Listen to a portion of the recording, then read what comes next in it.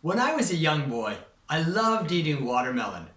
But my mother always said, don't swallow the seeds or they'll grow inside you and you'll have watermelons coming out your mouth. Actually, I can't remember if my mom said that or if my big sister said that, but it worked.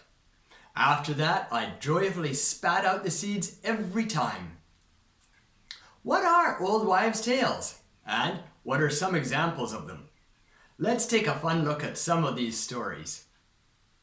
Hi, and welcome to the Les Paris podcast, episode number 368. This episode is about old wives' tales. What are they?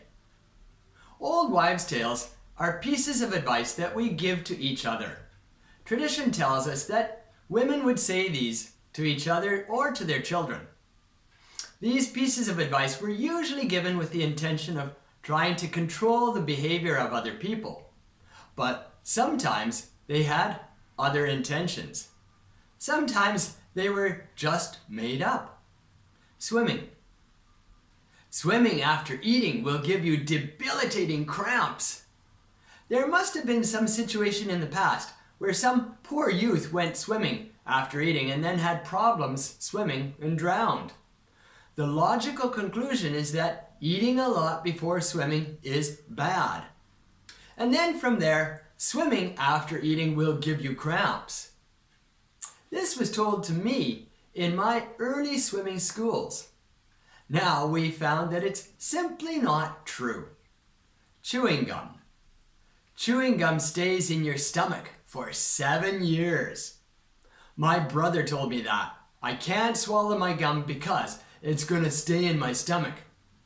The fear then is that if it stays there and I swallow some more gum the next day, now I've got 2 pieces of gum in there, and so on. Pretty soon, you've got this enormous piece of gum in your stomach. That's going to stay for 7 years.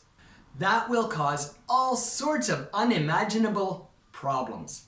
Of course it's not true. Coffee. Coffee stunts your growth. I heard many adults tell me this. I'm not sure why they didn't want me to drink coffee, but my suspicion is that they wanted coffee to remain an adult drink. That makes it special and puts them in the adult club, where children don't belong. A lot of adults like to do this. Of course, children can drink coffee with no problems. Gray hairs.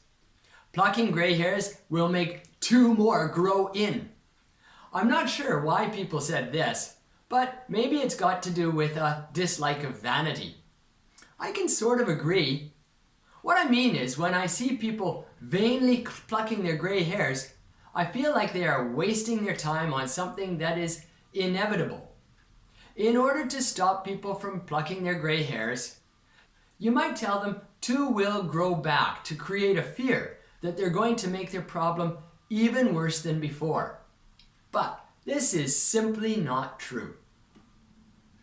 TV. Sitting too close to the TV ruins your eyes. My mother definitely told me this one. She always came in and made sure that we were at least 1.5 meters back from the TV screen when we were children.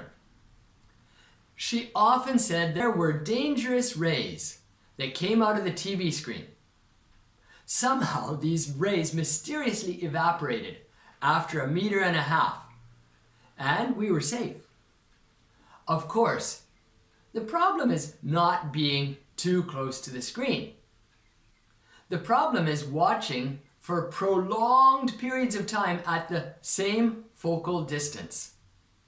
This can be fixed by moving around. Shaving. Shaving makes hair grow back thicker.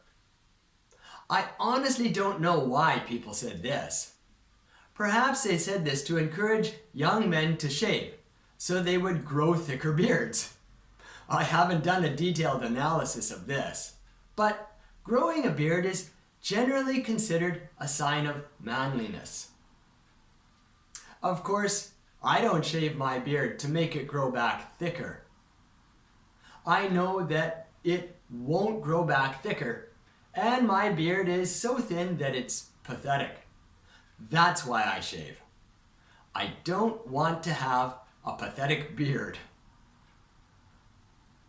Enough. That's enough examples for now. The list seems to be endless, but if you are interested in superstitions, listen to my podcast on the topic of superstitions.